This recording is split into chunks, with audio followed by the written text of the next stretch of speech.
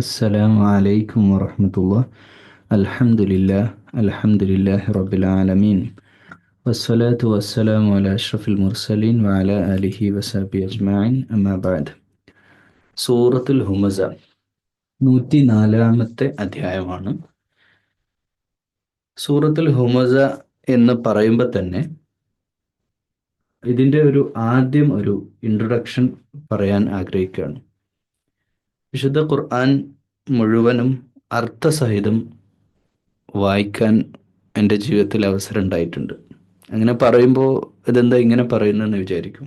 നിങ്ങളും അങ്ങനെ വായിച്ചിട്ടുള്ളവരുണ്ടാവാം, വായിക്കാത്തവരായിരിക്കും ഭൂരിപക്ഷം ഉണ്ടാവുക. ഒരു പ്രാവശ്യം മലയാളത്തിൽ നമുക്ക് മനസ്സിലാവുന്ന ഭാഷയിൽ, ഇംഗ്ലീഷിൽ അറിയുന്നവരാണ് ഇംഗ്ലീഷിൽ ഒരിക്കലെങ്കിലും വായിച്ചവരായിരിക്കും ചില ആളുകളെങ്കിലും. എന്നാൽ ബഹുഭൂരിപക്ഷം പറയുന്ന ആളുകളും 50 വയസ്സുള്ളവർ കേൾക്കുന്നുണ്ടാവും, 60 വയസ്സുള്ളവർ കേൾക്കുന്നുണ്ടാവും. അള്ളാൻ്റെ ഭൂമിയിൽ 60 വർഷം ജീവിച്ചിട്ട് ഇന്നേ വരെ വിശുദ്ധ ഖുർആൻ ഒരു പ്രാവശ്യം മനസ്സിലാകുന്ന ഭാഷയിൽ അത് വായിച്ചിട്ടില്ല എന്ന് പറഞ്ഞാൽ അതിൻ്റെ അർത്ഥം ഞാനും അള്ളാഹുവും തമ്മിൽ എത്രത്തോളം ബന്ധമുണ്ട്, അള്ളാഹു എന്ന ഈ മഹാപ്രപഞ്ചം സൃഷ്ടിച്ച, എനിക്ക് എല്ലാം നൽകിയിട്ടുള്ള എൻ്റെ റബ്ബിൻ്റെ കലാം എൻ്റെ മുമ്പിലുണ്ടായിട്ട് അത് ഇത്രയധികം ഉസ്താദുമാരുടെ തഫ്സീർ മലയാളത്തിൽ കിട്ടുമായിരുന്നിട്ട് പോലും, വിരൽ തുമ്പിലുണ്ടായിരുന്നിട്ടും ശബ്ദമായിട്ടും വീഡിയോ ആയിട്ടും ഒക്കെ ഉണ്ടായിട്ട് പോലും അതൊരാവർത്തി വായിക്കാനോ മനസ്സിലാക്കാനോ സാധിക്കാത്ത ദൗർഭാഗ്യവാന്മാരും ദൗർഭാഗ്യവതികളുമായ സഹോദരന്മാരോടും സഹോദരിമാരോടും ഒന്നേ പറയാനുള്ളൂ: വായിക്കുക. അത്രേ പറയാനുള്ളൂ. അല്ല, അതിപ്പോൾ അത് വിഷയത്തിലൊന്നുമില്ല. ഞാൻ ഇൻട്രോ പറയുന്ന അതല്ല, അതൊരു ഗൗരവമുള്ള വിഷയമാണ് കേട്ടോ, അത് സൂചിപ്പിച്ചു എന്ന് മാത്രം. നമ്മൾ ഇൻഷാല്ല ഈ ഒരു യാത്ര, എൻ്റെ യാത്ര, ഞാൻ ഈ ട്രാൻസ്ലേഷൻ ചെയ്യുന്ന ഇൻഷാല്ല 604 ദിവസം എടുക്കുമെന്നാണ് തോന്നുന്നത്. കാരണം ഓരോ സൂറത്തും നമുക്ക് അത്ര എക്സ്പ്ലെയിൻ ചെയ്യേണ്ടി വരും. ചരിത്ര പശ്ചാത്തലം പറയാതെയോ അവതരണ പശ്ചാത്തലം പറയാതെയോ, പിന്നെ പ്രത്യേകിച്ച് അറബ് വാക്കുകളുടെ ഡെപ്തായ മീനിങ് ഉള്ള വാക്കുകൾ വിശദീകരിക്കാതെയോ നമുക്ക് അർത്ഥം പറഞ്ഞു പോകാൻ കഴിയില്ല. അർത്ഥം എന്ന് പറഞ്ഞാൽ നേരെ വേർഡ് ടു വേർഡ് മീനിങ് നമുക്ക് ഖുർആൻ പറയാൻ കഴിയില്ല.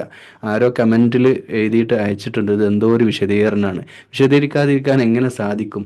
ഒരു വേർഡ് നമുക്ക് വിശദീകരിക്കാതെ നമുക്ക് മുന്നോട്ട് പോകാൻ കഴിയില്ല. ഡയറക്റ്റ് മീനിങ് അല്ല. അറബ് സാഹിത്യത്തിനും ഖുർആനും പല വാക്കുകൾക്കും ഡയറക്റ്റ് മീനിങ് അല്ല. അപ്പോൾ നമുക്ക് ഇൻഡയറക്റ്റ് ആയിട്ടുള്ള അർത്ഥത്തിലേക്ക്, അതിൻ്റെ ആശയത്തിലേക്ക് ഈ കേൾക്കുന്ന ആളുകൾ എത്തിക്കണമെങ്കിൽ അത്രയും വിശദീകരണം കൊടുക്കേണ്ടി വരും. ഇപ്പോൾ ഞാനിപ്പോൾ ഇത്രയും നേരം പറയുന്നത് തന്നെ ഈ ഖുർആൻ മുഴുവൻ വായിച്ചതിൻ്റെ അടിസ്ഥാനത്തിൽ. ഖുർആനിൽ പലതും ഉണ്ട്, പിന്നെ കഥകളുണ്ട്, ശിക്ഷകളെ പറ്റി പറയുന്നുണ്ട്. അങ്ങനെയുള്ള പല പല കാര്യങ്ങളും ഇങ്ങനെ പറഞ്ഞുകൊണ്ടിരിക്കുന്ന വിശുദ്ധ ഖുർആനിൽ നരകശിക്ഷയെ പറ്റി പറയുന്നു. അപ്പോൾ ഈ നരകശിക്ഷ ഇത്രയധികം ഡിഫൈൻ ചെയ്തിട്ട് വേറൊരു, ഞാൻ ഓർക്കണില്ല, എൻ്റെ ഓർമ്മയിലില്ല, ഒരുപക്ഷെ ഉണ്ടാകാം, ഞാനങ്ങനെ പറയല്ല, ഒരുപക്ഷെ ഉണ്ടാവാം, ഇത്രയധികം കൃത്യമായി ഒരു തെറ്റ് പറയുകയും ആ തെറ്റിന് കണിശമായിട്ട് ഇത്രയധികം ശിക്ഷയുണ്ട് എന്ന് വർണ്ണിച്ച് പറയുകയും ചെയ്യുന്ന മറ്റൊരു അധ്യായമോ ആയത്തോ എൻ്റെ മനസ്സിലില്ല. ചിലപ്പോൾ ഉണ്ടായേക്കാം. അപ്പോൾ അത്രയും ഗൗരവത്തിൽ പറയാണ്. അപ്പോൾ ഈ സൂറത്തിൽ ഞാനും നിങ്ങളും ചെയ്തുകൊണ്ടിരിക്കുന്ന ഒരു വലിയ തെറ്റ് അത് ചൂണ്ടിക്കാണിക്കുകയാണ്. വലിയ തെറ്റാണ്, അത് ചെറുതല്ല. അപ്പോൾ ആ തെറ്റ് എൻ്റെയും നിങ്ങളുടെയൊക്കെ ജീവിതത്തിൽ നിത്യവും നമ്മൾ ചെയ്തുകൊണ്ടിരിക്കുന്ന ഒരു തെറ്റ് തന്നെയാണ് എന്നാണ് എൻ്റെ അഭിപ്രായം. അത് നമ്മൾ ഇത് കേൾക്കുമ്പോൾ ഓരോരുത്തരും പുനരാലോചിക്കേണ്ടതുണ്ട്. ഈ സൂറത്ത് ഞാൻ അവസാനത്തിൽ നിന്ന് ആദ്യത്തിലേക്കാണ് പറയാൻ ആഗ്രഹിക്കുന്നത്. കാരണം ഇതിൻ്റെ അവസാന ആയത്തുകൾ മുഴുവൻ, ഏകദേശം 4-ാമത്തെ ആയത്ത് മുതൽ 4, 5, 6, 7, 8, 9 ഈ ആയത്തുകളെല്ലാം ഇതിൻ്റെ ശിക്ഷയാണ്. 1-ാമത്തെ ആയത്തിൽ ഒരു കുറ്റം പറയുന്നു, ആ കുറ്റത്തിൻ്റെ ശിക്ഷ 4, 5, 6, 7, 8, 9 ആയത്തുകളാണ്. ഞാൻ ആദ്യം ശിക്ഷയെ പറ്റി പറയാം, അവർക്ക് കിട്ടാനുള്ള ശിക്ഷ. എന്നിട്ട് എന്താണ് ഈ സ്വഭാവം എന്താണ് എന്ന് നമുക്ക് വിശദീകരിക്കുകയും ചെയ്യാം ഇൻഷാ അല്ലാഹ്. അപ്പോൾ ഇവിടെ നമ്മൾ പിന്നെ വളരെ ശ്രദ്ധിക്കേണ്ട ഒരു കാര്യം, ഞാൻ ആ ശിക്ഷ ഇപ്പോൾ എന്താണ് തെറ്റ് എന്ന് ഞാൻ പറയുന്നില്ല, പറയുന്നതിൻ്റെ മുമ്പ് എന്താണ് ശിക്ഷ എന്ന് പറയാം. കാരണം ശിക്ഷയുടെ ഗൗരവം ഒന്ന് പറയാൻ വേണ്ടിയിട്ടാണ്. അവർക്ക് 4-ാമത്തെ ആയത്തിൽ പറയുന്ന അവസാന വേർഡ് ഹുത്തമ. അഊദു ബില്ലാഹി മിനശ് ശൈത്വാനിർ റജീം. ബിസ്മില്ലാഹിർ റഹ്മാനിർ റഹീം. ഫിൽ ഹുത്തമ. ഹുത്തമ എന്ന് പറയുന്ന ഒരു ശിക്ഷയാണ് അവർക്ക് ലഭിക്കുക. ഹുത്തമ. അപ്പോൾ ഈ ഹുത്തമ എന്ന വാക്കിന് തന്നെ നമുക്ക് മലയാളത്തിൽ ഒരു ഇടിച്ച് ഉടക്കുന്ന സ്ഥലം, അത് ഒരു ഫ്ലോർ മില്ലിൽ അരിയൊക്കെ പൊടിക്കുന്ന ആ മെഷീൻ്റെ ഉള്ളൊരു ഇന്നർ പാർട്ട് നമുക്ക് ഹുത്തമ എന്ന് പറയാം. അല്ലെങ്കിൽ അതുപോലെ പിന്നെ അങ്ങനെയുള്ള എന്തെങ്കിലുമൊക്കെ ഒരു ചക്കിൽ എണ്ണ ആട്ടുന്ന ചക്കിൻ്റെ ഉള്ളിൻ്റെ അവസ്ഥ ഇടിച്ച് പൊടിച്ചിങ്ങോട്ട് പിഴിഞ്ഞെടുക്കുന്ന, ഇനിയിപ്പോൾ അതുമല്ല നമ്മുടെ കരിമ്പ് ജ്യൂസ് അടിക്കുന്ന ആ ജ്യൂസ് മെഷീൻ്റെ ഉള്ളിലെ പാർട്ട്, ഇന്നർ പാർട്ട്, ആ കരിമ്പിനിങ്ങനെ ചവച്ചരച്ചെടുക്കുന്ന സ്ഥലം, അതുപോലെയുള്ള ഒരു സെൻറ്റർ, അങ്ങനെയുള്ളൊരു അവസ്ഥക്കാണ് ഹുത്തമ എന്ന് നമുക്ക് പറയാൻ പറ്റുക. അപ്പോൾ കല്ല ലയുംബദന്ന ഫിൽ ഹുത്തമ. അപ്പോൾ ഒരു ഹുത്തമയിലേക്ക് ആണ് ഈ ശിക്ഷയെ ഖുർആൻ സൂറത്തുൽ ഹുമസയിലൂടെ അള്ളാഹു വരച്ച് കാണിക്കുന്നത്. ഹുത്തമയാണ് ഇവർക്ക് കിട്ടാൻ പോകുന്ന ശിക്ഷ. അപ്പോൾ അടുത്ത ആയത്തിൽ 5-ാമത്തെ ആയത്തിൽ വീണ്ടും ചോദിക്കുകയാണ്, വമാ അദ്റാക മൽ ഹുത്തമ. എന്താണ് ഹുത്തമ എന്നറിയുമോ? അപ്പോൾ അത് ഖുർആൻ്റെ ഒരു പ്രയോഗമാണ്. മാത്രമല്ല ആ ഒരു ക്യൂരിയോസിറ്റി നമുക്ക് ഉണ്ടാവാൻ വേണ്ടിയിട്ട് ആ ഹുത്തമ എന്തെന്ന് നിങ്ങൾക്കറിയുമോ എന്ന് ചോദിക്കുകയാണ്. എന്നിട്ട് അടുത്ത ആയത്തിൽ പറയാണ് നാർ. അത് നാറാണ്. നാറുല്ലാഹിൽ മൂഖദ. അള്ളാഹുവിൻ്റെ കത്തിജ്വലിക്കുന്ന അഗ്നിയാണ്. ഈ കത്തിജ്വലിക്കുക, മൂഖദ എന്ന് പറഞ്ഞാൽ ആളിക്കത്തുന്ന, ജ്വാലയായി പടർന്ന് പന്തലിച്ച് ഇങ്ങനെ നിൽക്കുന്ന, തീഗോളം പോലെ നിൽക്കുന്ന ഒരു സ്ഥലം. അപ്പോൾ അതിൻ്റെ ഭയാനകതയാണ് ആ പറയുന്നത്. നരകം എന്ന് പറഞ്ഞു കഴിഞ്ഞാൽ എല്ലാ നരകത്തിലെ എല്ലാ ഏരിയയും ഫയർ ഉള്ളത് മാത്രമല്ല, ഫയർ ഇല്ലാത്ത സ്ഥലങ്ങളുണ്ട്, തീയില്ലാത്ത നരകമുണ്ട്. എല്ലായിടത്തും നരകമാണ്, എന്നാൽ ആ നരകത്തിൻ്റെ തീ ഇല്ലാത്ത ഏരിയ ഉണ്ട്.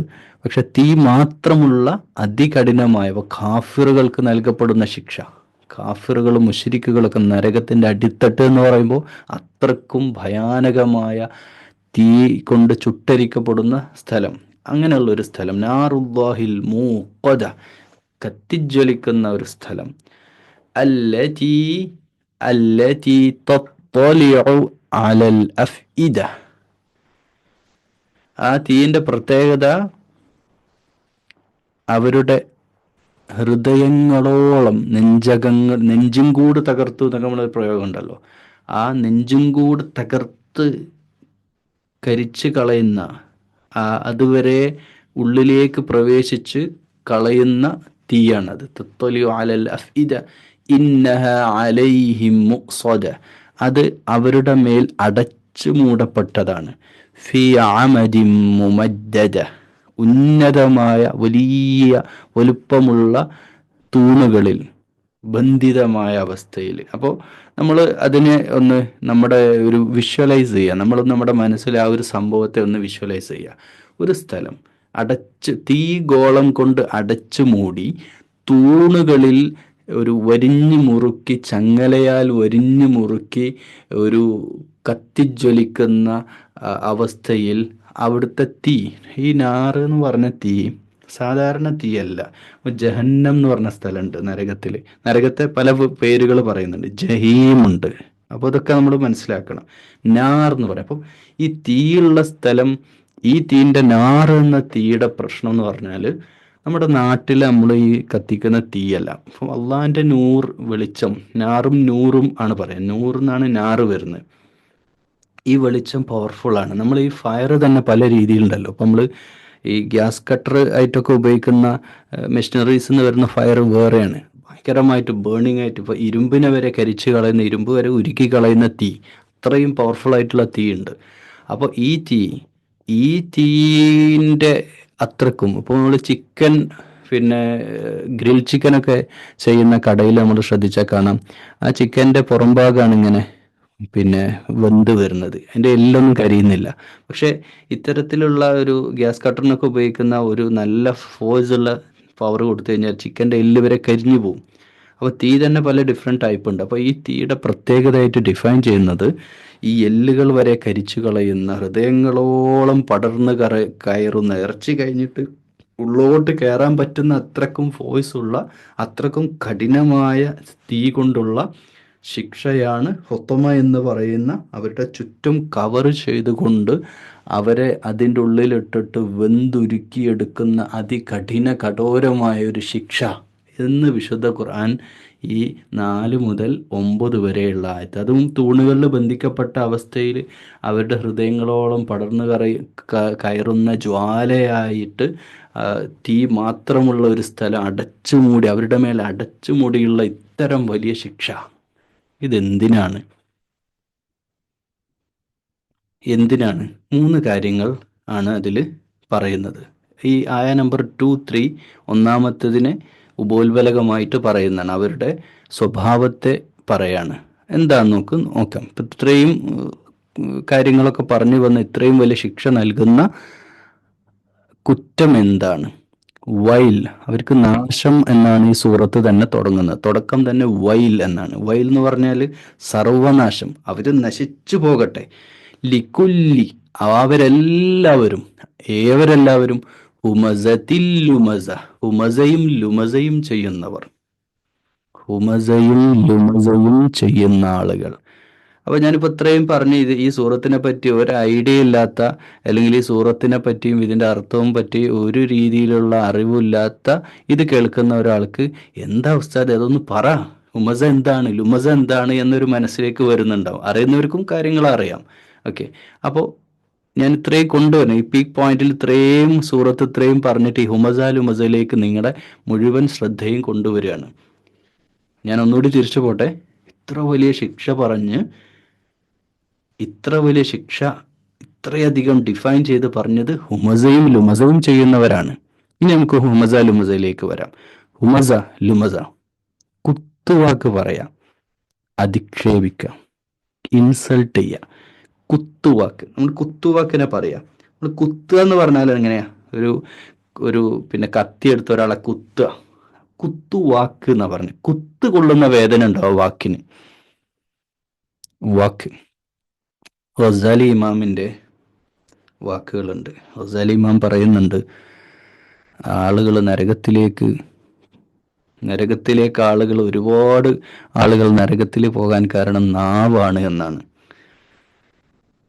നബി സല്ലല്ലാഹു ഖാല നബിയു സല്ലല്ലാഹു അലൈഹി വസല്ലം ഫലിയഖുൽ ഖൈർ ഔ ലിയസ്കുത്, ഒന്നെങ്കിൽ നല്ലത് പറയാ അല്ലെങ്കിൽ മിണ്ടാതിരിക്കുക എന്നാണ്. ഒന്നെങ്കിൽ മിണ്ടാതിരിക്കുക, അല്ലെങ്കിൽ നല്ലത് പറ. നല്ലത് പറയാൻ കഴിയില്ലെങ്കിൽ മിണ്ടാതിരിക്കെങ്കിലും ചെയ്യുമെന്ന് നബി സല്ലല്ലാഹു അലൈഹി വസല്ലം പഠിപ്പിക്കുമ്പോൾ, എൻ്റെ പ്രിയമുള്ള സഹോദരന്മാരെ സഹോദരിമാരെ, ഇത് ചെറിയ വിഷയമല്ല. ഞാൻ ഇത്രയും ഈ ശിക്ഷയൊക്കെ ഞാനല്ല പറയുന്നത്, അള്ളാഹിൻ്റെ കലാം നമ്മളെ പഠിപ്പിക്കുമ്പോൾ നമ്മൾ ഇപ്പോഴും സ്റ്റിൽ നിങ്ങളുടെ മനസ്സിലും എൻ്റെ മനസ്സിലും നമ്മൾ ഇതൊക്കെ പറയുമ്പോൾ പറയും, ഞാൻ ഇതിലൊന്നും പെട്ട ആളല്ല, ഞാൻ അങ്ങനെ ആളുകളെ കുത്തുവാക്കൊന്നും പറയാൻ പോകാറില്ല, ഞാൻ അങ്ങനെ ആളുകളെ ഇൻസൾട്ട് ചെയ്യാനൊന്നും പോകാറില്ല എന്നൊക്കെ നമ്മൾ പറയും. പക്ഷെ അത് ഇൻസൾട്ടാണോ പറഞ്ഞ വാക്ക് എന്ന് തീരുമാനിക്കേണ്ടത് ആരാണ്? നമ്മളല്ലല്ലോ. നമ്മുടെ വാക്ക് കേട്ട ആളും അത് അനുഭവിച്ച ആളുകളുമാണ്. ഓക്കെ, അവിടെയാണ് ഈ പ്രശ്നം കിടക്കുന്നത്. ഇനി ഹുമസ, അതായത് കുത്തുവാക്ക് പറയുന്ന ആൾ എന്ന് പറയുമ്പോൾ നമ്മുടെ വാക്ക് കുത്തിയിട്ടുണ്ടോ എന്നുള്ളത് നമുക്കറിയില്ലല്ലോ. നമ്മൾ തമാശക്ക് പറഞ്ഞതായിരിക്കും. സാന്ദർഭികമായിട്ട് പറയട്ടെ പ്രിയമുള്ളവരെ, ഈ ഒരു ബിഹേവിയർ, ഇത് നല്ലപോലെയുള്ള ആളുകളാണ് എന്ന് നമ്മൾ വിചാരിക്കുക. നമ്മൾ ഈ സംസാരിക്കുന്ന പല വാക്കുകളും പിന്നെ ഉണ്ടാക്കുന്ന അതിൻ്റെ ആസാറുണ്ടല്ലോ, നമ്മൾ സംസാരിക്കുന്ന പല സംസാരങ്ങളുടെയും ആസാർ, അതായത് അതിൻ്റെ അനന്തര പരിണിത ഫലങ്ങൾ, അത് ചില്ലറൊന്നായിരിക്കൂല.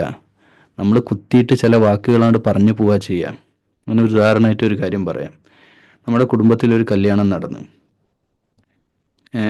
കല്യാണം കഴിഞ്ഞ് ഭാര്യ ഭർത്താക്കന്മാർ നമ്മളെ വീട്ടിൽ സൽക്കാരത്തിന് വന്ന്, എന്നിട്ട് സൽക്കാരത്തിന് വന്ന് കയറി ഭക്ഷണമൊക്കെ കഴിച്ച് പോകുമ്പോൾ നമ്മൾ ആ വന്ന സഹോദരനോട് വെറുതെ ഒന്ന് പറയാം, വെറുതെ ചുമ്മാ, എടാ ഞങ്ങളെ വീട്ടിലൊക്കെ കല്യാണങ്ങളൊക്കെ നടന്നിരുന്നു, നിങ്ങളാരും നമ്മളെ സൽക്കരിച്ചതൊന്നുമില്ല. മെല്ലെ ലോല ശബ്ദത്തിൽ വളരെ മൃദുവായ രീതിയിലുള്ള ഒരു വാക്കാണ് പറഞ്ഞത്. പക്ഷെ ആ വാക്ക് വല്ലാതെ അവന് നൊന്തു. കാരണം അവൻ്റെ വിവാഹം കഴിഞ്ഞ് വന്ന പുതിയ ഭാര്യയുടെ മുമ്പിൽ വെച്ചിട്ടാണ് ഇത് പറഞ്ഞിട്ടുള്ളത്. പ്ലസ് പ്ലസ് പിന്നെ കൊടുത്തതിന് എന്ത് കാര്യമാണ്? പോയി തിന്നാൻ കൊടുത്ത് സൽക്കരിച്ചതിന് എന്ത് കാര്യമാണ്? പറഞ്ഞോടുകൂടി ബന്ധം ചേർക്കാനും നന്നാവാനും വേണ്ടി വിളിച്ചു വരുത്തിയതാ. പക്ഷെ ഇതൊക്കെ വേറെ പേരുണ്ടാക്കാനുള്ള പ്രകടനങ്ങളാണ് എന്നുള്ള വേറെ വിഷയം. പ്രകടനമാണ് എല്ലാം എന്നുള്ളത്. പക്ഷേ ഇവിടെ യഥാർത്ഥത്തിൽ സംഭവിച്ചത് എന്താണ്? ഈ സഹോദരന്റെ മനസ്സ് നൊന്തു. ഇനി ഒരു കാലത്തും ഈ വീട്ടിൽ ഞാൻ കാല് കുത്തില്ല എന്നവൻ ദൃഢനിശ്ചയം ചെയ്തിട്ടുണ്ടാകും ഒരു പക്ഷെ ആ വീട്ടിൽ നിന്ന് ഇറങ്ങാൻ. ഇതൊരു സംഭവമാണ് ഞാൻ പറഞ്ഞത്. ഇനി മറ്റൊരു സംഭവം. ഒരു ഭാര്യ ഭർത്താക്കന്മാർ വിവാഹം കഴിഞ്ഞു. രണ്ടുപേരുടെയും ഡിവോഴ്സ് കഴിഞ്ഞതാണ്, ആണിൻ്റെയും പെണ്ണിൻ്റെയും. ഡിവോഴ്സ് കഴിഞ്ഞ രണ്ടുപേരും ഒന്നിക്കാണ്. പുതിയ രണ്ടാളുകൾ വിവാഹം കഴിച്ചു. അപ്പം ഈ പുതിയ രണ്ടാളുകളെ സംബന്ധിച്ചിടത്തോളം ഈ ഡിവോഴ്സ് എന്ന് പറഞ്ഞു കഴിഞ്ഞാൽ തൊലാക്ക് കഴിഞ്ഞൊരു ആണാവട്ടെ പെണ്ണാവട്ടെ ജീവിതത്തിൽ വലിയ ഒരു പ്രതിസന്ധി ഉണ്ടായ ആളുകളാണ് ഈ രണ്ടുപേരും.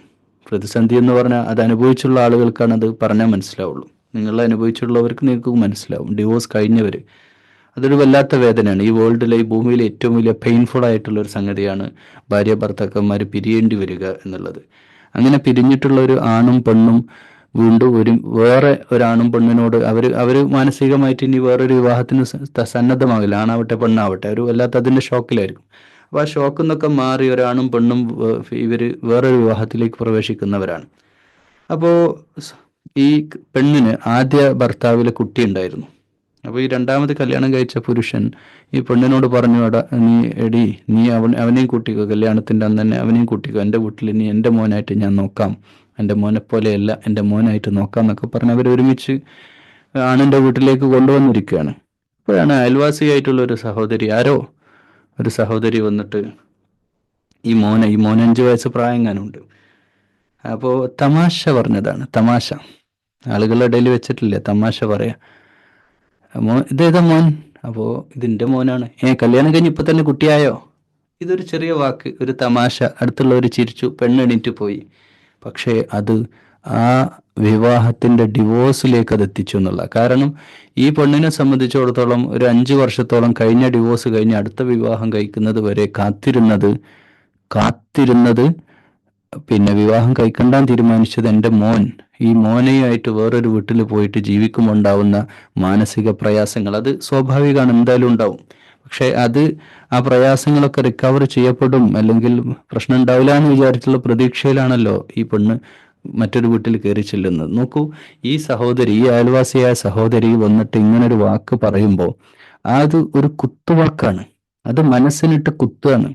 നോക്കൂ, അല്ലെങ്കിൽ നിങ്ങളുടെ കുടുംബത്തിൽ നമ്മൾ ഓരോ വാക്കും പറയുമ്പോൾ സൂക്ഷിക്കണം. നമ്മുടെ കുടുംബത്തിൽ ഭാര്യയോട്, മക്കളോട്, അമ്മായിമ്മമാരോട്, ഇവരൊക്കെയാണ് പ്രശ്നക്കാർ. ഈ അമ്മായിമ്മ മരുമക്കൾ തമ്മിലുള്ള അടിപിടി, ഇതൊക്കെ കുത്തുവാക്കിൽ നടക്കുന്ന കാര്യമാണ്. ഇത് അറബ് ലോകത്ത് നമ്മൾ 6-ാം നൂറ്റാണ്ടിലേക്ക് പോലെ അവിടെ സർവ്വസാധാരണമായിരുന്നു. ആളുകൾ പരസ്പരം കുത്തി നോവിച്ചുകൊണ്ട്, പരസ്പരം കളിയാക്കിക്കൊണ്ട് അങ്ങോട്ടും ഇങ്ങോട്ടും വിദ്വേഷ രീതിയിലുള്ള സംസാരങ്ങളും അതൊക്കെ അവിടെ പതിവായിരുന്നു ആളുകൾക്ക്. അപ്പോൾ അതിന്നൊക്കെ കരകയറിയാൽ മാത്രമേ ഇസ്ലാമിൽ ഒരു മുസ്ലിമായിട്ട് യഥാർത്ഥ ഈമാനുള്ള മുഅ്മിനായിട്ട് ജീവിക്കാൻ സാധ്യമാകൂ എന്ന് വിശുദ്ധ ഖുർആൻ പഠിപ്പിക്കുകയാണ്. അത് 6-ാം നൂറ്റാണ്ടിൽ മാത്രം, ലോകാവസാനം വരെയുള്ള മുഴുവൻ മനുഷ്യർക്കും. അപ്പോൾ ഞാനിപ്പോൾ കുത്തുവാക്ക് മാത്രമാണ് പറഞ്ഞത്. ഇനി അധിക്ഷേപിക്കുക, ഉമസയും ലുമസയും, ഇത് ഒന്നൊന്നിനോട് ചേർന്ന് കിടക്കുന്ന സാധനമാണ്. കുത്തുവാക്ക് മാത്രം പോരാ, അധിക്ഷേപിക്കുക. അത് വ്യക്തിഹത്യ നടക്കുക. നമ്മൾ ഇവിടെയൊക്കെ സർവ്വസാധാരണമായിട്ട് നടക്കുക വ്യക്തിഹത്യ എന്ന് വെച്ചാൽ ഒരാളോട് കൊല്ലുന്നതിന് സമമാണ്.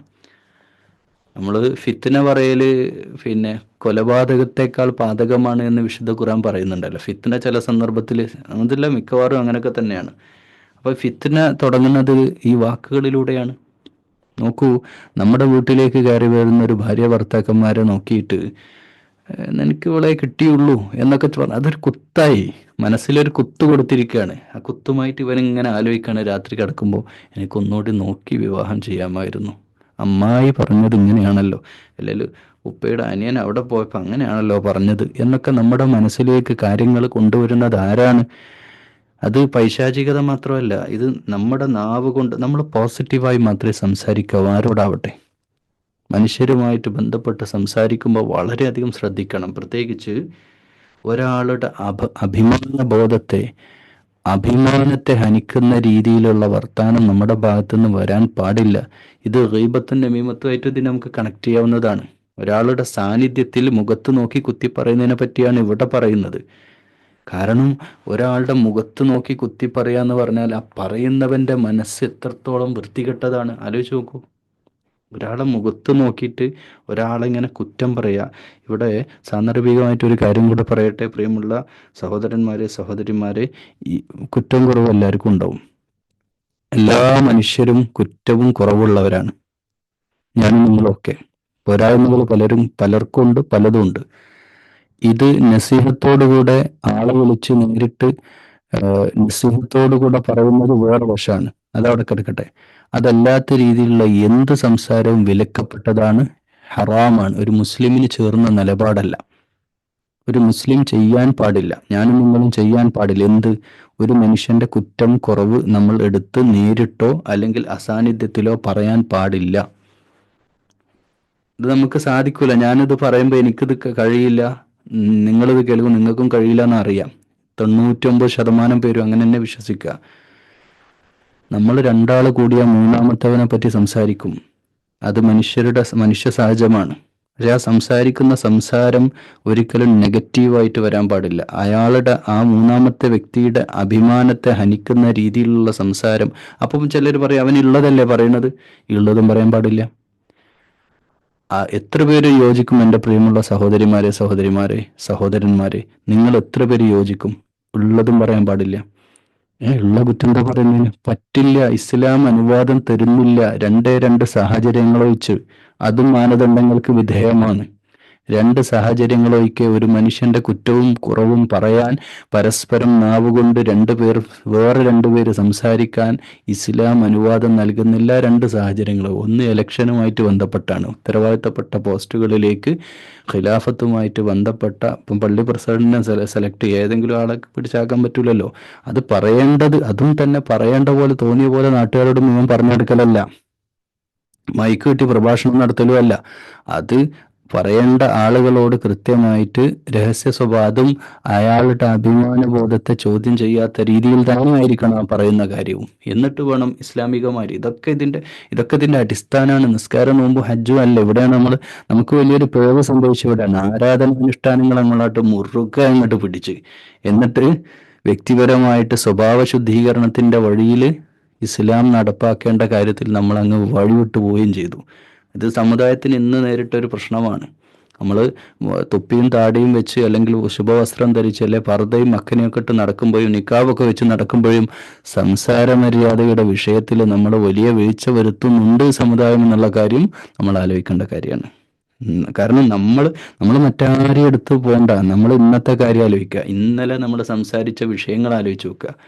ഏതൊക്കെ വ്യക്തികളെ നമ്മൾ ചർച്ച ചെയ്തു, കുടുംബത്തിൽ ആരൊക്കെ പറ്റി നമ്മൾ സംസാരിച്ചു, അയൽവാസികളെ പറ്റി സംസാരിച്ചു, ജോലി ചെയ്യുന്ന, വർക്ക് ചെയ്യുന്ന സഹപ്രവർത്തകരെ പറ്റി, അല്ലെ? പച്ചമാംസം തിന്നതിന് സമയമായിട്ടല്ലേ ഖുർആൻ പറഞ്ഞത്? പച്ചമാംസം, അത് ഗീബത്തും നമീമത്തുമായിട്ട് ബന്ധപ്പെട്ട് പറഞ്ഞതാണെങ്കിലും ഇവിടെ അതുമായിട്ട് ഇതിനെ ബന്ധപ്പെടുത്തേണ്ടതുണ്ട്. കാരണം നാവിന്റെ പാപങ്ങളിലേക്കാണ് ഇത് ഈ സൂറത്തിൽ ഹുമസ വിരൽ ചൂണ്ടുന്നത്.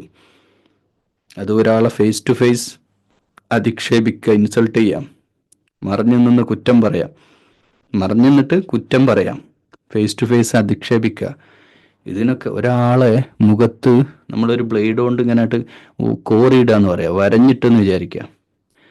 എന്താ സംഭവിക്കുക? ചോര വരും, അദ്ദേഹത്തിന് വേദനയാവും. പക്ഷേ ആ ബ്ലേഡ് കൊണ്ട് കോറിയിട്ട ശേഷം നമ്മൾ അയാളോട് പറഞ്ഞടാ, അറിയാതെ പറ്റിപ്പോയതാ, ക്ഷമിക്കണേ എന്ന് പറഞ്ഞ് അവൻ്റെ പിന്നാലെ നടന്ന് അതിൻ്റെ ട്രീറ്റ്മെൻറ്റിനുള്ള പൈസ കൊടുത്ത് അവൻ്റെ പിന്നാലെ നടന്ന് പിന്നെയും അവന് വേണ്ട സഹായങ്ങളൊക്കെ കൊടുത്ത് 1, 2, 3 മാസം പിന്നാലെ നടന്ന് സോറി പറഞ്ഞ് അവസാനം അവന് പറഞ്ഞു, എടാ നീ എൻ്റെ പിന്നാലെ നടക്കണ്ട, ഞാനത് വിട്ടു, സാരമില്ല എന്ന് പറഞ്ഞ് നമ്മളത് ഒഴിവാക്കും. കാരണം ശരീരത്തിൻ്റെ പുറത്ത് പറ്റുന്ന മുറിവുകളുണ്ടല്ലോ, അത് എത്ര ആഴത്തിലുള്ളതാണെങ്കിലും നമ്മൾ പൊരുത്തപ്പെട്ടു പോവും. പക്ഷേ മനസ്സിനെ നോവിച്ചാൽ, ആത്മാവിനെ നോവിച്ചാൽ അതൊരിക്കലും പൊറുക്കൂല. നമ്മൾ പൊറുക്കുവോ? നമ്മളിങ്ങനെ ഈ രീതിയിൽ ഒരാൾ ഇൻസൾട്ട് ചെയ്താൽ നമുക്ക് കഴിയില്ലല്ലോ. അതന്നെയാണ് ഇതുപോലെ തന്നെയാണ് നമ്മുടെ സഹജീവികൾ. അവർ കുറ്റം ചെയ്തവരാവട്ടെ ചെയ്യാത്തവരാവട്ടെ, ഇതിൽ എല്ലാ കാര്യം ശ്രദ്ധിക്കണം. ഇത് സോഷ്യൽ മീഡിയയും ശ്രദ്ധിക്കണം. നമ്മൾ വിചാരിക്കും വാട്സാപ്പിലും ഫേസ്ബുക്കിലും പിന്നെ ഇൻസ്റ്റയിലും ഒക്കെ എവിടെയും കാണുന്നിടത്തൊക്കെ കയറി കമൻ്റ് അടിക്കാൻ തോന്നിയ പോലെ ഇല്ല, പറ്റില്ല സഹോദരൻ. നമ്മൾ അടിക്കുന്ന ഒരു കമൻറ്റ്, ചില ഗ്രൂപ്പുകളിലൊക്കെ ചർച്ച നടക്കുന്നുണ്ട്, വലിയ ചർച്ച, വലിയ സംവാദങ്ങൾ, ചിലപ്പോൾ ആഭ്യന്തര മുസ്ലിം സംഘടനകൾ തമ്മിലുള്ള ചർച്ചകളോ ഫിഖ്ഹിപരമായ ചർച്ചകളോ കരികൾക്ക് മാന്യത കൈവിട്ടുകൊണ്ട് എടാപോടാ വിളിയിലൊക്കെ എത്തുകയും പിന്നീട് അങ്ങോട്ട് പരസ്പരം തെറിയാഭിഷേകം ചെയ്യുകയൊക്കെ ചെയ്യുന്ന, അതൊക്കെ മുനാഫിക്കുകളുടെ പണിയാണ്. അങ്ങനെ തന്നെ ഹദീസിന്റെ റിവായത്ത് റസൂലുള്ളാഹി സ്വല്ലല്ലാഹു അലൈഹി വസല്ലം പറഞ്ഞു, നിഫാഖുള്ള ആളുകൾ അവർ പിണങ്ങിയാൽ അസഭ്യം പറയുക, സഭ്യമല്ലാത്ത രീതിയിൽ സംസാരിക്കുക, ഇതൊക്കെ നിഫാഖ് ഇങ്ങനെ അടിഞ്ഞുകൂടി കിടക്കുന്ന മനസ്സുകൾക്ക് അതൊക്കെ സാധിക്കുള്ളൂ. അതൊക്കെ നമ്മൾ ചെയ്യുന്നുണ്ടെങ്കിൽ നിർത്തണം. അതാണ് ഇത്. കാരണം നമ്മൾ ഈ അർത്ഥം വെക്കുക, ഖുർആൻ അർത്ഥം വെക്കുക എന്ന് പറഞ്ഞാൽ വെറുതെ അർത്ഥം വെച്ച് പുണ്യം നേടാനല്ല. പുണ്യമുണ്ട്, അതില്ല എന്നല്ല. പറയുന്നവർക്കും പുണ്യം, കേൾക്കുന്നവർക്കും പുണ്യം, അതൊക്കെ ഉണ്ട്. പക്ഷെ ഇതിൻ്റെ യഥാർത്ഥ പുണ്യം ഇത് ജീവിതത്തിലേക്ക് തദബ്ബുർ ചെയ്യുമ്പോഴാണ്. നമ്മുടെ ജീവിതത്തിൽ ഇത് പാലിക്കണം. ഞാനിത് സംസാരിച്ച് നാളെ മുതൽ ഒരാളോട് സംസാരിക്കുമ്പോൾ വേറൊരുത്തനെ പറ്റി കുറ്റം പറയാനല്ല, അങ്ങനെ ആയിരിക്കരുത്. ഇന്ന് നിർത്തണം. സൂറത്തുൽ ഹുമസ നിങ്ങളിന്ന് കേട്ടു, ഞാനും പഠിച്ചു, നിങ്ങളും ഓതി, നിങ്ങളും മനസ്സിലാക്കി, ഞാനിത് പറഞ്ഞു. നിങ്ങൾ ഇന്നു മുതൽ ഇത് ഇപ്പണി നിർത്തണം. എന്ത്? വ്യക്തികളെ തിന്നുന്ന പരിപാടി. തിന്നുക എന്ന് പറഞ്ഞാൽ ഖുർആൻ അങ്ങനെ തന്നെയാണ് പറഞ്ഞത്. നിങ്ങൾ ആരെയാണോ ആരെ പറ്റിയാണോ നാവെടുക്കുന്നത്, ആ മനുഷ്യൻ മരിച്ചു കിടക്കണമെന്ന് വിചാരിക്കുക. ആ മനുഷ്യൻ മരിച്ചു കിടക്കുമ്പോൾ ആ മരിച്ചു കിടക്കുന്ന ശവത്തിൽ, ഡെഡ് ബോഡിയിൽ, മയ്യത്തിൽ പോയിട്ട് ഒരു ബ്ലേഡ് എടുത്തിട്ട് ആ മയ്യത്തിൻ്റെ കഫം പുടവ് അങ്ങനെ അങ്ങോട്ട് നീക്കിയിട്ട് അയാളുടെ കയ്യിൻ്റെ ഭാഗത്തു നിന്ന്, ആ മസിലിൻ്റെ ഭാഗത്തു നിന്ന് ഇങ്ങനെ കത്തി കൊണ്ട് ഇങ്ങനെ മുറിച്ചിട്ട് ആ പച്ച ഇറച്ചി എടുത്തിട്ട് തിന്നുന്നതിന് സമമാണ് എന്ന് വിശുദ്ധ ഖുർആനിൽ അള്ളാഹു നമ്മളോട് പറയുമ്പോൾ എത്രമാത്രം വൃത്തികേടാണ്. മരിച്ച ആളുകളെ പറ്റിയും പറയുന്ന കേൾക്കുക ചില ആളുകൾ. ഉദ്കുറു മഹാസിനെ മൗത്താക്കുന്നതാണ്. മരിച്ചു കഴിഞ്ഞാൽ പിന്നെ അവരെ നന്മകൾ ഓർക്കാനാണ്. മരിച്ചവരെങ്കിലും വെറുതെ വിട്ടുകൂടാ. പക്ഷെ ഇവിടെ ഒരു പ്രധാനപ്പെട്ട ഒരു കാര്യമുണ്ട് കേട്ടോ. മരിച്ചു കഴിഞ്ഞാലും എൻ്റെ പ്രിയമുള്ള സഹോദരന്മാരെ, ഒരാൾ മരിച്ചാലും ആ കാര്യം ഞാൻ കേട്ടിട്ടുണ്ട്. എൻ്റെ ഒരു സുഹൃത്ത് പറയുന്ന, വേറൊരു സുഹൃത്ത് മരിച്ചിട്ടും അവൻ അന്ന് എന്നോട് അങ്ങനെ ചെയ്തിട്ടുണ്ട്, അത് ഞാൻ മറക്കൂല, പരലോകത്തുനിന്ന് ഞാൻ പുറത്തു കൊടുക്കൂല. എന്ത് ദൗർഭാഗ്യവാനാണ് മരിച്ചു പോയത്. നിങ്ങൾ ആലോചിച്ച് നോക്കൂ. അത്രക്കും കൊള്ളുന്ന വാക്കുകളാണ്. ജീവിതത്തിൽ പലപ്പോഴും നമ്മൾ നിസ്സാരമായിട്ട്, നമ്മുടെ കണ്ണിൽ നിസ്സാരമായിരിക്കും, അവരെ കണ്ണിൽ നിസ്സാരമായിരിക്കില്ല. അവരേത് മാനസികാവസ്ഥയിലാണ് നമുക്കറിയാൻ പറ്റില്ല. അതുകൊണ്ട് ഇൻസൾട്ട് ചെയ്യുന്ന പരിപാടി, ഇപ്പോൾ ഇതൊക്കെ ഇൻസൾട്ട് ചെയ്യലൊക്കെ ഹരമായിട്ട് മാറി. സോഷ്യൽ മീഡിയയിൽ റീൽസ് വരുന്നത്, അങ്ങനെ പല പരിപാടികളായിട്ട് മാറിയിട്ടുണ്ട്. പലതും പലരെയും ട്രാപ്പിലാക്കുകയും കളിയാക്കുന്നതിനൊക്കെ നല്ല ലൈക്ക് കിട്ടുന്ന കാലമായിട്ട് മാറുമ്പോഴും നമ്മൾ ഇതിൻ്റെ ഒന്നും ഭാഗമായിട്ട് മാറാൻ പാടില്ല എന്നുള്ളതാണ്. പിന്നെ നമ്മൾ തമ്മിൽ എന്ത് വ്യത്യാസമാണ്? അൻതുമല്ല ആലാവുന ഇൻ കുൻതും മുഅ്മിനീൻ എന്നാണ്. നിങ്ങൾ മുഅ്മിനാണെങ്കിലോ ഈ ഭൂമിയിലെ ഏറ്റവും വലിയ ഉന്നതന്മാർ നിങ്ങളാണ് എന്ന് വിശുദ്ധ ഖുർആനിലൂടെ അള്ളാഹു നമുക്ക് സ്ഥാനം നിശ്ചയിച്ചു തന്നിട്ടുണ്ടെങ്കിൽ അതിനുള്ള ക്വാളിറ്റി നമ്മൾ മെയിൻറ്റെയിൻ ചെയ്യണം. ആ ക്വാളിറ്റിയിലേക്ക് ഞാനും നിങ്ങളും വരാത്തിടത്തോളം നമ്മൾ ഹുമസയും ലുമസയുമായിട്ട് മറ്റുള്ളവരെ അധിക്ഷേപിച്ചുകൊണ്ടും കുത്തുവാക്ക് പറഞ്ഞുകൊണ്ടും അതുപോലെ തന്നെ ഈ രീതിയിലുള്ള ഗീബത്തും നമീമത്തുമായിട്ട് നടക്കുകയും ചെയ്യുന്ന ആളുകളാണെങ്കിൽ നാവിന്റെ നിയന്ത്രണം പ്രിയമുള്ള വിശ്വാസികളെ വളരെ പ്രധാനപ്പെട്ടതാണ്. ഇനി നമ്മളൊന്ന് ആലോചിക്കുക, നമുക്ക് ആരൊക്കെ ഏറ്റവും ഇഷ്ടമുള്ളത്?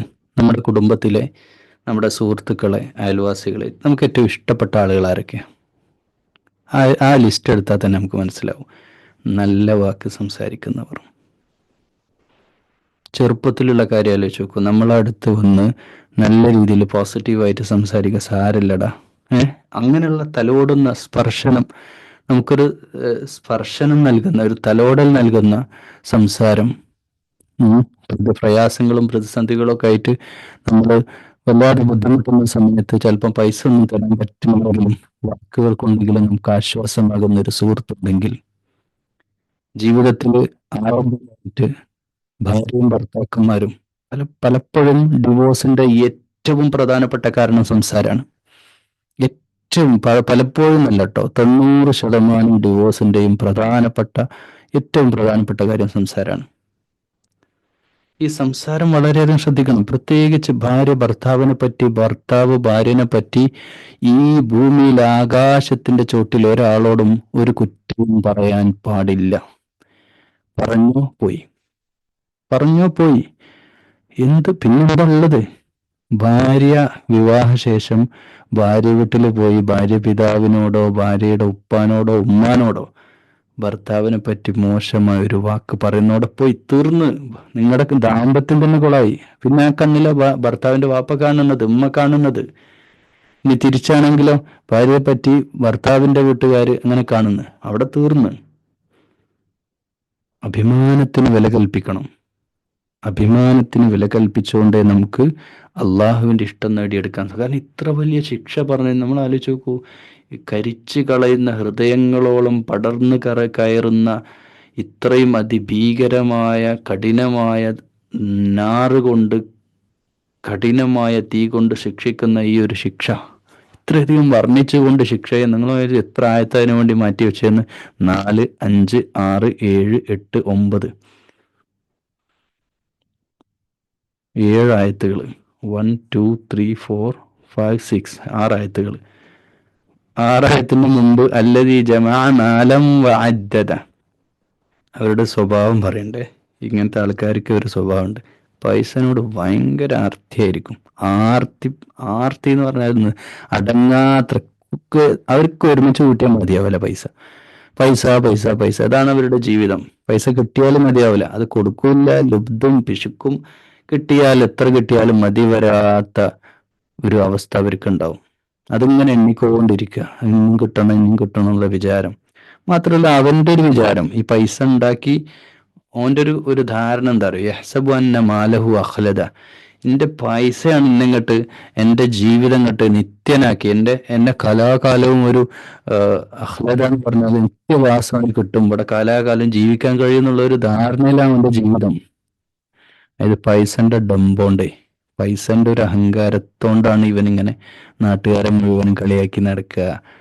നാട്ടുകാരെ മുഴുവനെ കാണുന്ന സാധുക്കളായ മനുഷ്യന്മാരുണ്ടാവും, അവരൊക്കെ കളിയാക്കി പാവം, അവന് പണിയില്ല, അവൻ അങ്ങനെ നടക്കണതാ, അവന് പെണ്ണിട്ടിയില്ല, അവൻ അങ്ങനെ നടക്കണതാ, ഇവനിങ്ങനെ അങ്ങാടിയിൽ ഇറങ്ങി ഇതാ പരിപാടി, ഇവനക്ക് പ്രത്യേകിച്ചൊന്നും പണിയില്ല, ഇവൻ 5 വക്ത് നിസ്കരിച്ച്. അങ്ങനെയുണ്ട്.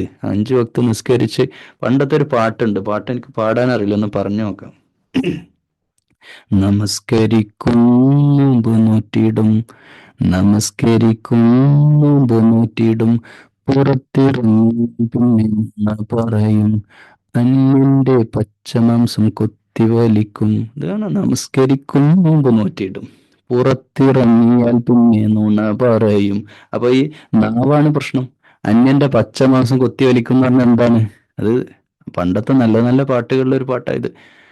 അപ്പോൾ പച്ചമാംസം കുത്തിവലിക്ക് എന്താ ഗീബത്ത് പറയാം.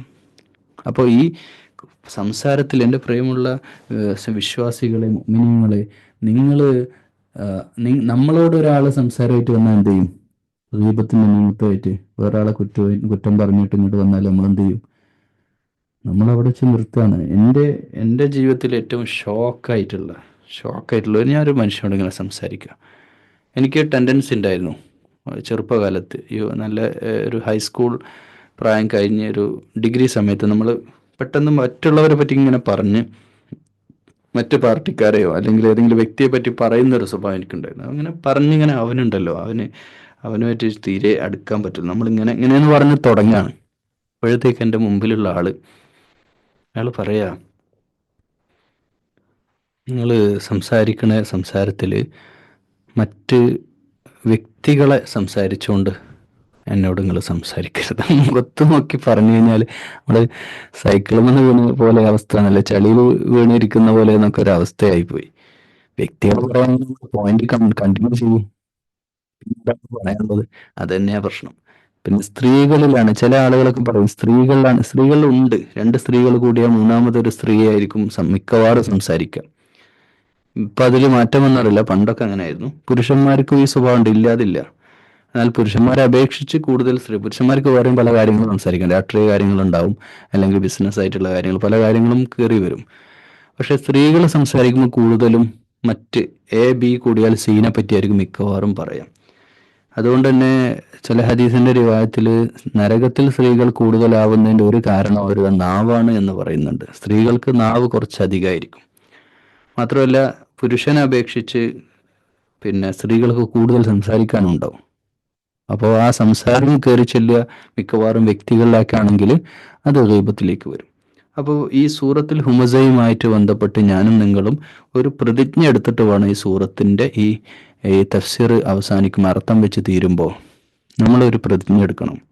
എൻ്റെ നാവ് ഇൻഷാ അല്ലാ മറ്റു വ്യക്തികളിലേക്ക് നീങ്ങില്ല എന്ന്. മറ്റൊരാൾക്ക് ഇത് കുട്ടികളാണല്ലോ കേട്ടോ, ഇതിപ്പോൾ സ്കൂൾ ടീച്ചേഴ്സായിട്ട് ഉള്ളവരൊക്കെ കേൾക്കുന്നുണ്ടാവും. നിങ്ങൾ അധ്യാപകരാണെങ്കിൽ കുട്ടികളെ ഇൻസൾട്ട് ചെയ്യാൻ പാടില്ല. കുട്ടികളെ ഇൻസൾട്ട് ചെയ്തിട്ട് നമ്മളങ്ങ് പണിഷ്മെൻറ്റ് കൊടുക്കുക ചെയ്യുക, പ്രത്യേകിച്ച് ക്ലാസ് റൂമിലൊക്കെ. വളരെ മോശമായിട്ടായിട്ട് കളിയാക്കി അല്ലെങ്കിൽ വളരെ മോശമായിട്ട് ചില വാക്കുകളൊക്കെ ഉപയോഗിച്ച് ചീത്ത പറഞ്ഞുകൊണ്ടൊക്കെ നമ്മുടെ കലി അങ്ങ് തീർന്നു കിട്ടുമല്ലോ, ദേഷ്യം അങ്ങ് തീർന്നു കിട്ടും. പക്ഷെ അവിടെ സംഭവിക്കുക ആ കുട്ടി മരിച്ചു എന്നുള്ളതാണ്. നിങ്ങൾ ടീച്ചർ എന്ന സ്ഥാനത്ത് നിന്ന് ആ കുട്ടിയുടെ മനസ്സിൽ നിങ്ങളാകുന്ന ടീച്ചറുടെ സ്ഥാനം മരണപ്പെട്ടു കഴിഞ്ഞു. നിങ്ങൾ പിന്നെ ടീച്ചറല്ല. പിന്നെ നിങ്ങൾ വരുന്നത് ഒരു ഭീകര സ്വത്വമായിട്ടാണ് ആ കുട്ടിയുടെ കണ്ണിൽ എപ്പോഴും കാണാൻ സാധിക്കുള്ളൂ. മനസ്സിനെ നമ്മൾ നോവിക്കരുത്, മനസ്സിനെ വേദനിപ്പിക്കരുത്, ആത്മാവിനെ വേദനിപ്പിക്കരുത്. ശരീരത്തെ അടിച്ചാൽ, പണ്ട് കാലത്തൊക്കെ ശരീരത്തെ അധ്യാപകരെ അടിച്ചു കഴിഞ്ഞാലും കുട്ടിക്ക് മനസ്സിന് നോവില്ല. കാരണം ആ ഇഷ്ടവും സ്നേഹമൊക്കെ അവർ മെയിൻറ്റെയിൻ ചെയ്തുകൊണ്ടുള്ളതായിരുന്നു. പക്ഷെ ഇന്നതല്ലല്ലോ. അതല്ലാത്ത രീതിയിലുള്ള ഒരു ബന്ധം, ഗുരുശിഷ്യ ബന്ധത്തിലേക്ക് കാര്യങ്ങൾ വന്നല്ലോ. അപ്പോൾ അധ്യാപകരും കുട്ടിയാവട്ടെ, കുട്ടിയോടും ഇന്നിപ്പോൾ വളരെ സ്ട്രിക്റ്റ് ആയിട്ട് അടിക്കാൻ പാടില്ല എന്ന് സർക്കാർ സംവിധാനങ്ങളൊക്കെ പറയുമ്പോഴും ഈ ഒരു അവസ്ഥയിലേക്ക് കുട്ടിയെ പിന്നെ അധ്യാപകർക്ക് ചീത്ത പറയാനുള്ള ഓപ്ഷൻ മാത്രമേ ഉള്ളൂ. അവസ്ഥയിലേക്ക് എത്തുകയാണ് അധ്യാപകർ. ചീത്ത പറഞ്ഞിട്ടേ അവരെ ക്ലാസ് റൂമിൽ അടക്കി നിർത്താൻ പറ്റൂ. അടിക്കാൻ ഏതായാലും പറ്റില്ലല്ലോ. പക്ഷെ ചീത്ത അതിനേക്കാൾ അപകടകരമാണ്. അതുകൊണ്ട് നമ്മുടെ സംസാരത്തിൽ വ്യക്തിഹത്യ, ഇൻസൾട്ട് ചെയ്യുക, കുത്തിപ്പറച്ചിൽ നിർത്തിയേ പറ്റൂ. നമ്മുടെ കാര്യം പറയുന്നത്, ബാക്കിയുള്ളവരുടെ കാര്യം നമ്മൾ ആലോചിക്കുകയേ വേണ്ട. ഖുർആൻ പഠിക്കുമ്പോൾ ഒരിക്കലും ബാക്കിയുള്ളവർ അവനങ്ങനെ ഇവരങ്ങനെ അങ്ങനെ ആലോചിക്കുക. നമ്മുടെ കാര്യം ഇന്ന് ഈ ക്ലാസ് കഴിഞ്ഞ് നമ്മൾ കേൾക്കുന്ന അല്ലെങ്കിൽ നമ്മൾ സംസാരിക്കുന്ന ഓരോ വ്യക്തിയോടും പറയാനുള്ളതൊക്കെ പോസിറ്റീവായിട്ടുള്ള നിങ്ങൾ നല്ലത് പറഞ്ഞോളൂ. അനുജൻ വന്നു, ജ്യേഷ്ഠൻ വന്നു, അല്ലെങ്കിൽ കസിന് വന്നു, കസിനോട് മറ്റേ കസിനെ പറ്റി നല്ല മനുഷ്യൻ, നല്ല കുട്ടിയാണ്, മാഷാ അല്ലാ അവൻ്റെ ക്യാരക്ടർ നല്ല എനിക്ക് ഇഷ്ടാട്ടോ, ഇതൊക്കെ ഇങ്ങനെ പറഞ്ഞു, നല്ലത് ഇങ്ങനെ പറഞ്ഞു നോക്കുക. കാണുന്നവരെ പറ്റി എല്ലാവരും ഒരു നല്ലത് ഇങ്ങനെ പറഞ്ഞു. ഇനി ഒരാൾ നിങ്ങളുടെ അടുത്തേക്ക് ഇങ്ങോട്ട് വരുമ്പോൾ തന്നെ ചീത്ത ഇങ്ങനെ പറയാം, അവൻ വളരെ മോശമാണ് അങ്ങനെ ഇങ്ങനെ എന്നൊക്കെ പറയുമ്പോൾ ആ മോശത്തിന് നിങ്ങൾ തിരിച്ചു വിടുക. വഴിതിലല്ല, പണ്ടൊരിക്കലേ ഒരു സംഭവം ഉണ്ടായി എന്ന് പറഞ്ഞിട്ട് തിരിച്ചിട്ട് ആ വിഷയത്തെ നന്മയിലേക്ക് കൊണ്ടുവരാൻ നമ്മളൊന്ന് ശ്രമിച്ചു നോക്കൂ പ്രിയമുള്ള സഹോദരന്മാരെ, നമുക്കത് സാധിക്കും. പിന്നെ ഹുമസയും അധിക്ഷേപിക്കുക, അല്ലെ മറിഞ്ഞു നിന്നിട്ട് കുറ്റം പറയുക, ഇതൊക്കെ പതിവാക്കുന്ന സ്വഭാവം നമുക്കുണ്ടെങ്കിൽ അതൊക്കെ നിർത്തണം. നാവ് കൊണ്ട് നമുക്ക് നന്മ പടക്കുക, നല്ലത് പറഞ്ഞുകൊണ്ടിരിക്കുക. അതോടൊപ്പം ഇതര സംഘടനകളുമായിട്ടുള്ള കാര്യം. എൻ്റെ ശബ്ദം കേൾക്കുന്നവർ ഇപ്പം 55,000 ഒക്കെ കഴിഞ്ഞിട്ടുണ്ട്. ഇനി ഒരുപാട് ആളുകൾ ഇൻഷാല്ലാ 10,000 ഈ ക്ലാസ് കേട്ടുകൊണ്ടിരിക്കുന്നുണ്ട്. അവരോടൊക്കെ പറയാനുള്ളത്, നിങ്ങളൊക്കെ വ്യത്യസ്തമായ സംഘടനകളിൽ ജീവിക്കുന്നവരാണ്. സംഘടന ഇല്ലാത്തവരുണ്ടാവും, മദ്ഹബ് വ്യത്യാസമുള്ളവരുണ്ട്, ഹനഫി മദ്ഹബുകാരുണ്ട്, ഷാഫി മദ്ഹബുകാരുണ്ട്. അതല്ലാത്തതൊന്നും എന്താന്ന് പോലും അറിയാതെ ജീവിക്കുന്ന സാധുക്കളായ ജനങ്ങളുണ്ട്. പിന്നെ ഖുർആൻ ഒക്കെ പഠിക്കാൻ വരുന്ന പല തട്ടുകളിലുള്ള ആളുകളുണ്ട്. എല്ലാവരോടും ഒറ്റ വാക്കിൽ ഒന്നേ പറയാനുള്ളൂ, നമ്മളൊക്കെ ഒരൊറ്റ അഹ്ലുകാരാണ്, ഖുർആൻ്റെ ആളുകളാണ്. നമുക്ക് നമ്മുടെ നബി ഒന്നാണ്, നമ്മുടെ ഖുർആൻ ഒന്നാണ്, നമുക്കൊരു അള്ളാഹുവേ ഉള്ളൂ. അതെങ്കിലും ആ ഒരു ഏകീകരണം വെച്ചിട്ടെങ്കിലും ദയവ് ചെയ്ത് മറ്റുള്ളവരെ ഇകഴ്ത്തരുത്. നിങ്ങൾ എത്ര വലിയ സംഘടനക്കാരനായിക്കൊള്ളട്ടെ, നിങ്ങളെ പാർട്ടി തന്നെ ആയിക്കോട്ടെ ലോകത്തെ ഏറ്റവും വലിയ പാർട്ടി, നിങ്ങൾ അങ്ങനെ വിചാരിച്ചോളൂ. ആരെയും ഇൻസൾട്ട് ചെയ്യല്ല. പക്ഷെ എന്നതുകൊണ്ട് മറ്റുള്ളവരെ മോശക്കാരാക്കരുത്. അവരും നാളെ ആരാ സ്വർഗത്തിൽ കിടക്കുക നമുക്ക് പറയാൻ പറ്റും. നമ്മൾ അങ്ങനെയൊക്കെ പറയാം, നമ്മൾ ഇങ്ങനെയൊക്കെ ചെയ്യുന്നുണ്ട്, ഞങ്ങളെ പാർട്ടി ഇങ്ങനെയാണെന്നൊക്കെ പറയാം. പക്ഷെ അതൊക്കെ ഒരു വാദം എന്നുള്ളതിലപ്പുറത്തേക്ക് അള്ളാഹ് നോക്കുന്ന നമ്മുടെ അമലാണ്. പാർട്ടി എന്ത് ചെയ്ത് നല്ല നോക്കുന്നത്. ഞാൻ എന്ന വ്യക്തി നല്ല ഇന്നമൽ അമാലു ബിന്നിയാത്ത്, എൻ്റെ നീയത്തനുസരിച്ച് കൊണ്ട് എൻ്റെ പടച്ചറബിലേക്ക് എന്ത് ചെയ്തു എന്നുള്ളതാണ് അള്ളാഹു നോക്കുക. അതും അമല് മാത്രമല്ല നോക്കുക, അമലിൻ്റെ പിന്നിലുള്ള നീയത്തും അള്ളാഹുവിന് പ്രധാനമാണ്. അപ്പോൾ അതനുസരിച്ച് അള്ളാഹുവാണ് സ്വർഗവും നരകമൊക്കെ തീരുമാനിക്കുന്നത്. ദുനിയാവിൽ നിന്ന് നമ്മൾ ടിക്കറ്റ് കൊടുത്ത് വിടണ്ട.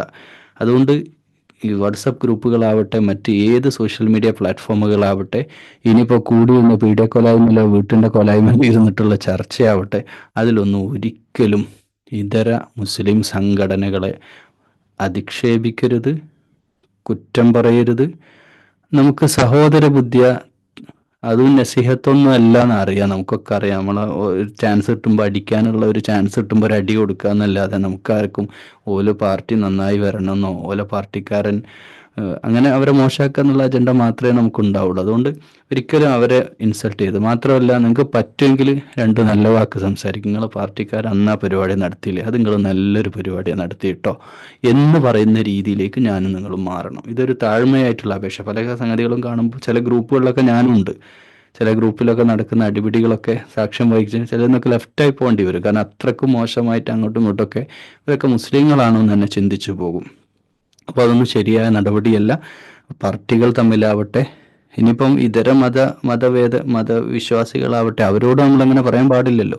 അവരെ ദൈവങ്ങളെ പോലും അധിക്ഷേപിക്കരുതെന്ന് ഖുർആനിൽ അല്ലാഹ് പറഞ്ഞതാണ്.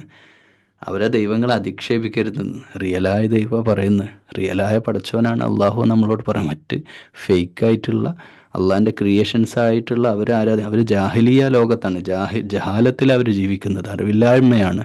അതുകൊണ്ട് അറിവില്ലാത്ത ആളുകളെ നമ്മൾ എന്ത് ചെയ്യരുത്, ഇൻസൾട്ട് ചെയ്യാൻ പോണ്ട എന്ന് തന്നെയാണ് ഖുർആൻ്റെ അധ്യാപനം. അതുകൊണ്ട് വളരെ സൂക്ഷിക്കണം പ്രിയമുള്ള സഹോദരന്മാരെ. ഒരുപാട് ഡിവോഴ്സുകൾ, ഒരുപാട് വ്യക്തിബന്ധങ്ങളൊക്കെ തകർന്നത് സംസാരത്തിൻ്റെ പേരില്ല. നാവിനെ സൂക്ഷിച്ചുകൊള്ളുക. നരകത്തുനിന്ന് നാവെങ്കിലും നമുക്ക് രക്ഷപ്പെടും. നാവിനെ തന്നെ നമ്മളൊന്ന് നിയന്ത്രിച്ചാൽ ഒരുപാട് ഒരുവിധ തിന്മകളിൽ നിന്നൊക്കെ നമുക്ക് മാറി നിൽക്കാൻ സാധിക്കും. അള്ളാഹു സുബ്ഹാനഹു വ തആല നാവിനെ സൂക്ഷിച്ച് അള്ളാഹുവിൻ്റെ യഥാർത്ഥ ആബിദീങ്ങളിൽ അള്ളാഹു ഞങ്ങളെ എല്ലാവരെയും ഉൾപ്പെടുത്തണേ. നാവുകൊണ്ട് ഞങ്ങൾ കുറ്റമായിട്ട് അറിയില്ല ജീവിതത്തിൽ അള്ളാഹുവെ, നാവുകൊണ്ട് ആരൊക്കെ വേദനിപ്പിച്ചു എന്ന് അള്ളാഹുവെ പുറത്തു തരണേ അല്ലാ. ഞങ്ങളുടെ തൗബ സ്വീകരിക്കണേ അല്ലാ. നാവുകൊണ്ട് ആർക്കെങ്കിലും ജീവിതത്തിൽ ഇന്നേ വരെ വേദന ഉണ്ടാക്കിയിട്ടുണ്ടെങ്കിൽ, സംസാരമാണ്, മനുഷ്യരാണ്, വന്നു പോയിട്ടുണ്ടാവും, അള്ളാഹുവെ പുറത്തു തരണേ അല്ലാ. ഇനി അങ്ങോട്ട് നാവിനെ സൂക്ഷിച്ചുകൊണ്ട് നല്ലത് സംസാരിക്കാൻ തൗഫീഖ് ചെയ്യണേ അല്ലാ. اللهم ربنا تقبل منا إنك أنت السميع العليم وتب علينا إنك أنت التواب الرحيم.